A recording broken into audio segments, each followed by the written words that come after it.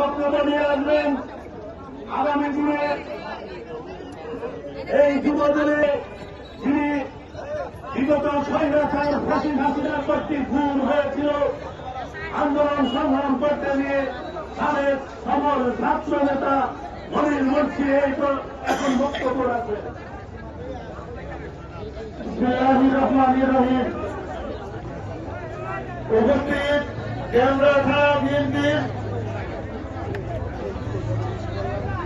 প্রস্তাবিত কমিটির সভাপতি জনাব সেলিম রেজা চৌধুরী ভাই এবং কেন্দ্রীয় থানা বিএনপির প্রস্তাবিত কমিটির সদস্য সচিব জনাব আনিসুজ্জামান আনিস ভাই, আরো উপস্থিত আছেন ৬৬ নম্বর ওয়ার্ড বিএনপির সংগ্রামী সভাপতি জনাব নূর হোসেন ভূঁইয়া ভাই, ৬৬ নম্বর ওয়ার্ড বিএনপির সাধারণ সম্পাদক মনিরুল ইসলাম তালুকদার ভাই, ফারুক আহমেদ সালু ভাই, আরো অনেকে উপস্থিত আছেন।